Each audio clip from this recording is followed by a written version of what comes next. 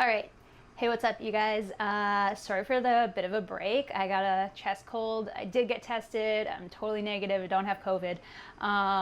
But yeah, I got a chest cold and I have an ear infection still, but it's like pretty light. So anyways, moving on.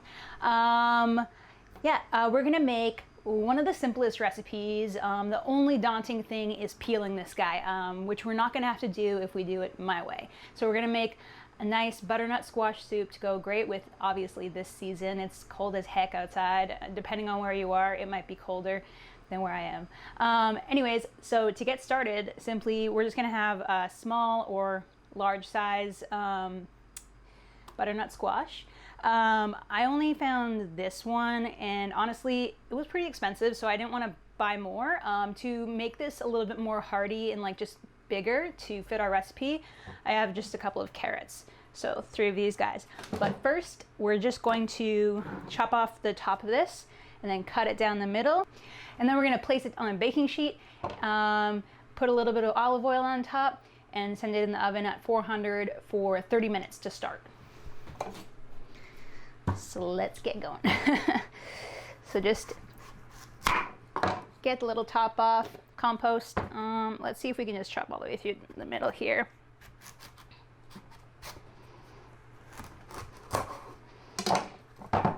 And then there is like a little bit of seeds inside, like a pumpkin. So just scoop them out with your hands or with a spoon. Probably spoon is a better bet. Let me grab one. Okay, and then like whatever oil you have, just take a little bit of it and drizzle it on top. These guys.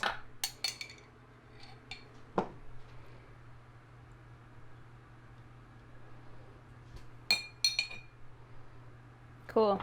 So I'm just using organic coconut oil.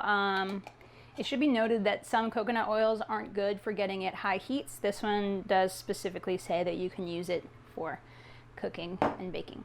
So yeah, I've got my oven preheating 400 degrees Fahrenheit. I'm just gonna shove it in for 30 minutes. Other things we're gonna need that we can just chop up and get ready for the next part is these carrots, like I said. So just get the tops off, get the bottoms off, and peel them. You don't need to do anything fancy. We're gonna blend everything later, so this is great for people who aren't great at chopping.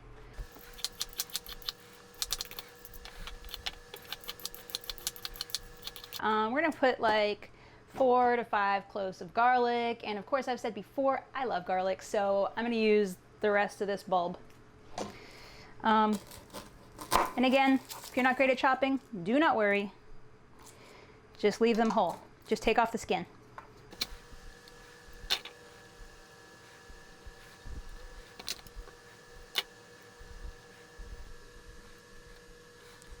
All right, even though I am proficient in chopping, I'm just gonna leave them whole just to prove a point that you don't need to. And this is just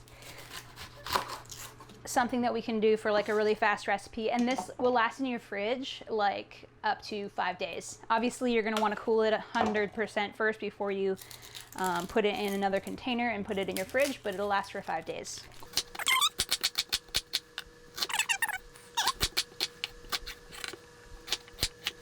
Cool, so everything's in like pretty big chunky pieces.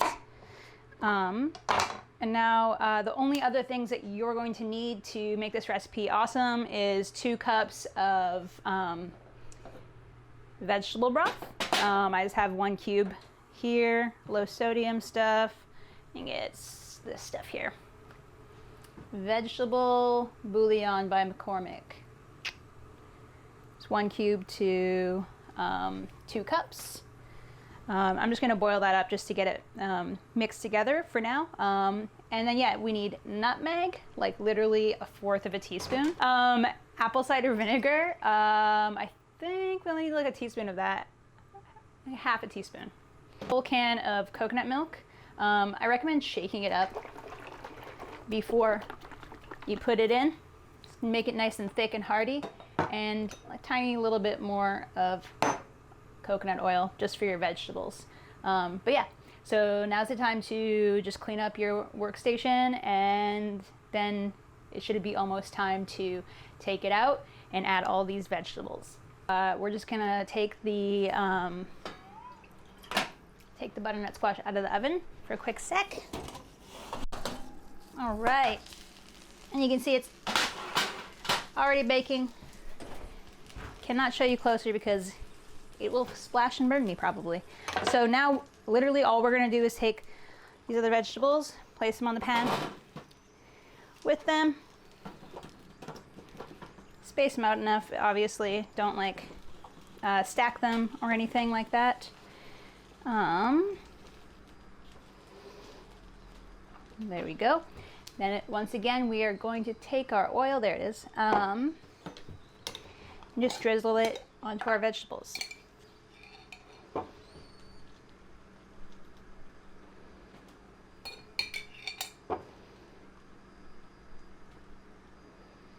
Cool. Done. And then I'm just going to add a little bit of salt and pepper just on top of everything.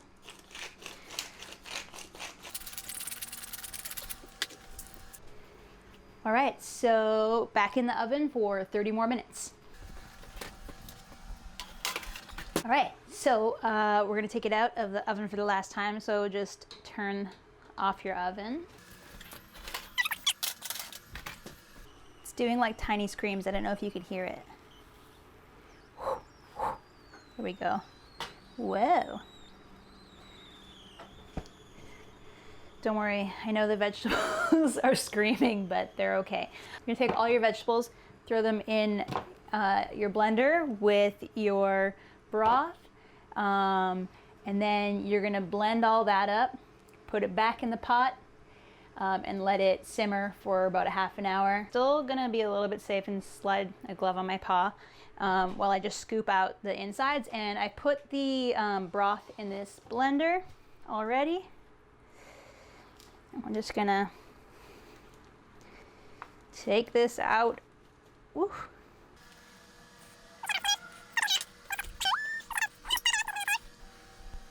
Probably won't be able to fit all of your vegetables in with that, but yeah, just blend that up.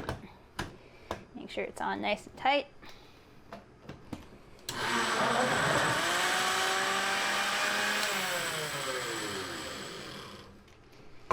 Pretty easy, so we'll just pour half back into our pot.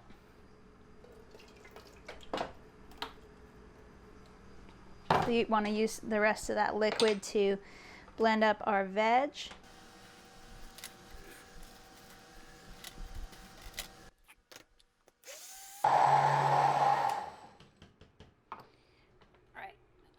You can leave it a little bit more chunky if you like, or just blend it completely smooth. It's personal preference.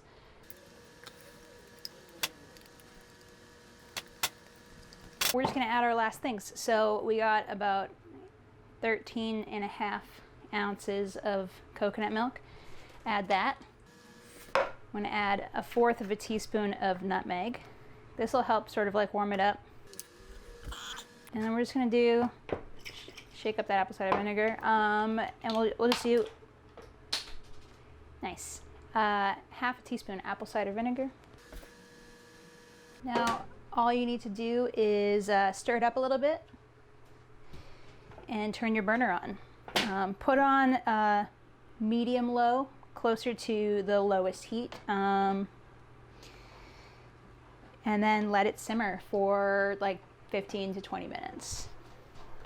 Okay, so after simmering for about 15 minutes, we're ready to go. And I should say that you should be stirring it every couple of minutes so that it's not like burning the bottom of your pot or anything like that. Yeah.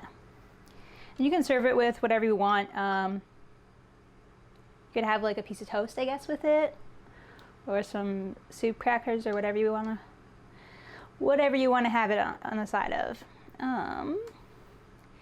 But it is going to be very filling, and I did take a little taste of it, and it's salty enough, so that's kind of like on your own discretion. And I've just chopped up a bit of green onions, just some fresh green onion for the top. Make it look nice mostly, I guess. I mean, like, green onions also just taste really good. That's also optional, obviously. But yeah, there's your very simple soup.